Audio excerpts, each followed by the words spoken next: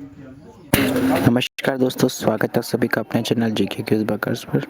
दोस्तों आज के इस वीडियो में देखेंगे 13 दिसंबर 2025 के करंट अफेयर्स, जो कि आने वाले सभी एग्जाम्स के लिए इंपॉर्टेंट है। तो चलिए स्टार्ट करते हैं आज के पहले क्वेश्चन के साथ में। पहला क्वेश्चन आज का ये कि किस देश के राष्ट्रीय व्यंजन को यूनेस्को की अमूर्त सांस्कृतिक विरासत सूची में शामिल किया गया है? दोस्तों वो है इटली। इसका राइट आंसर इटली हो जाएगा। अगर हम इसके रिलेटेड क्वेश्चंस की बात करें तो यूनेस्को का फुल फॉर्म क्या है? United Nation Education Scientific Culture and Organisation. UNESCO की स्थापना कब हुई थी? 1945 में हुई थी। यूनेस्को का मुख्यालय कहाँ पर है?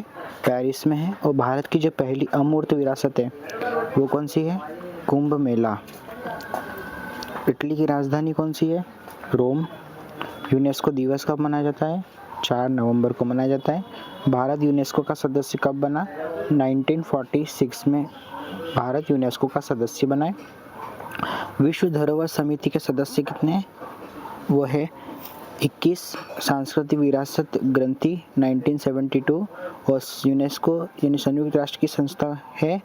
हाँ, ये यूनेस्को जो है वो संयुक्त राष्ट्र की संस्था है।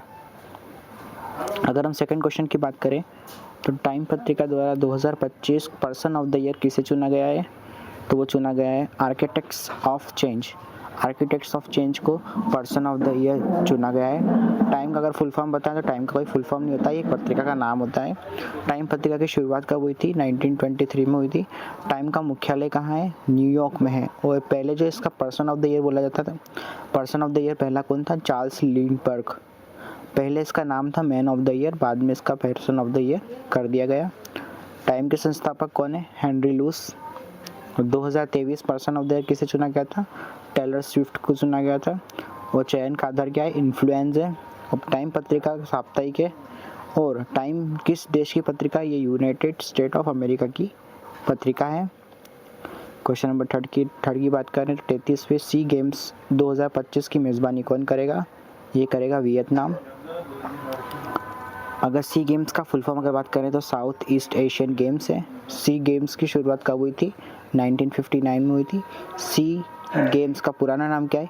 CEAP games. आयोजन की अवधि 2 वर्ष होती है। वियतनाम की राजधानी हनोई।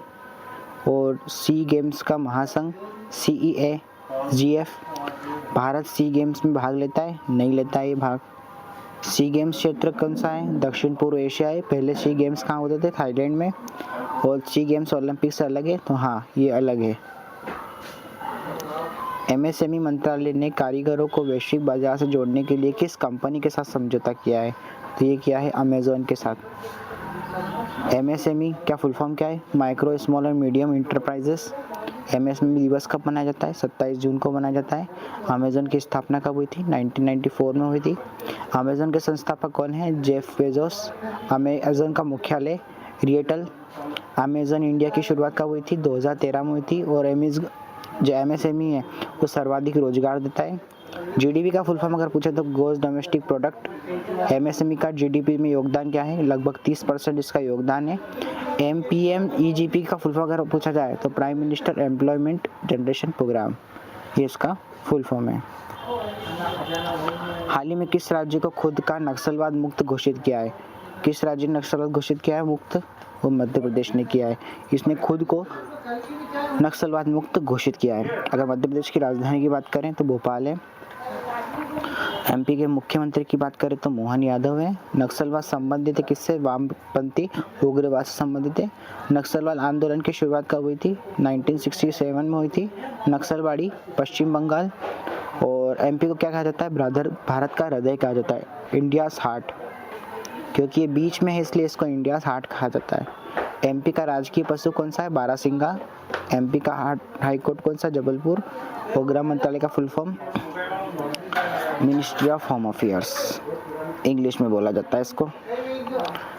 इसरो द्वारा विकसित भारत में के मानव अंतरिक्ष मिशन का नाम क्या है? वो गगनयान है।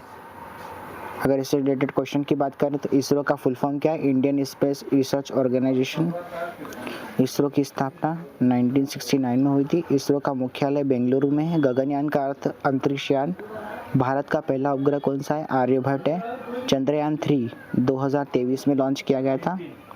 अगर आपसे PSLV रॉकेट और GSLV रॉकेट का फुल फॉर्म पूछा जाए तो ये है लॉन्चर्स के नेम है पोलर सैटेलाइट लॉन्च व्हीकल, और ये है जियो सिंक्रोनाइज सैटेलाइट लॉन्च व्हीकल, ये इसका फुल फॉर्म है। इसरो के अध्यक्ष कौन है? ये सोमनाथ है। इसरो किस मंत्रालय के अंतर्गत आता है?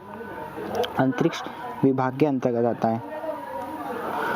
भारत का जो कैज है, नियंत्रक एवं महालेखा परीक्षक, किसके द्वारा नियुक्त किया जाता है? तो ये राष्ट्रपति के द्वारा नियुक्त किया जाता है। केग का फुल फॉर्म क्या है? कंप्ट्रोलर और auditor general, comptroller and auditor general. Keg का संविधान के किस अनुच्छेद के अंतर्गत आता है? 148 के अंतर्गत आता है। वर्तमान में कौन है? गिरीश चंद्र मुर्मू है इसके केग के अध्यक्ष, और ये केग की नियुक्ति क्या है? राष्ट्रपति द्वारा की जाती है। केग का कार्यकाल 6 वर्ष का होता है। ये संसद की रिपोर्ट देता है और वित्तीय लेखे से जुड़ा भी होता है। यूपीएससी का full form union public service commission, चुनाव आयोग का इंग्लिश में इलेक्शन कमीशन ऑफ इंडिया, वित्तीय आयोग को फाइनेंशियल कमीशन।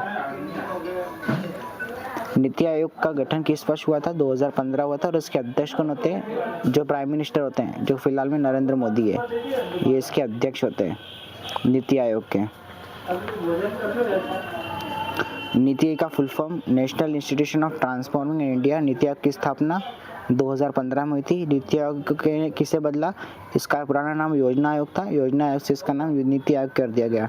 इसके अध्यक्ष होते हैं प्रधानमंत्री। नीति आयोग का मुख्यालय नई दिल्ली।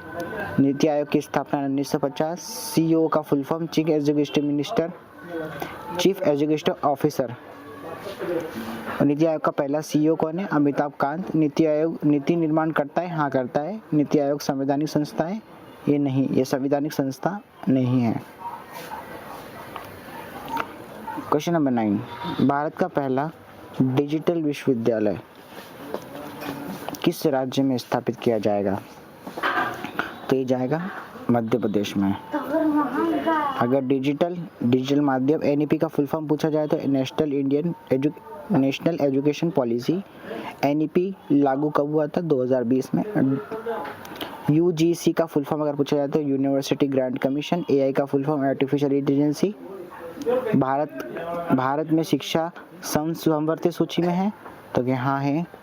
MP शिक्षा बजट सबसे उच्च है। भारत का पहला IIT कौन सा है? खड़गपुर जो है वो भारत का पहला IIT है। नेक्स्ट क्वेश्चन बात करें, भारत का राष्ट्रीय खेल हॉकी, राष्ट्रीय हॉकी खेल है, और इसका IOA का फुल फॉर्म अगर पूछा जाए तो Indian Olympic association. Hockey India की स्थापना 2009। मेजर ध्यानचंद जो थे वो हॉकी खिलाड़ी थे। ओलंपिक खेलों की शुरुआत हुई थी 1996। भारत में हॉकी में स्वर्ण 8 बार जीत चुके हैं। फीफा का full form federation international D football association. BCCI का full form board of control for cricket in India. एशियाई खेलों की शुरुआत 1951। भारत का पहला ओलंपिक पदक 1900 में मिला था, सन 1900 मिला था। तो दोस्तों आज के लिए इतने काफ़ी। हमने करंट अफेयर्स देख लिए, कुछ क्वेश्चंस और इनसे रिलेटेड कुछ 10 क्वेश्चंस भी देख लिए जो कि SSC और किसी एग्जाम्स में बार बार पूछे जाते हैं। तो अगर आपको वीडियो पसंद आई है तो प्लीज़ लाइक कीजिए और चैनल को ज़रूर सब्सक्राइब कीजिए। धन्यवाद। जय हिंद, जय भारत।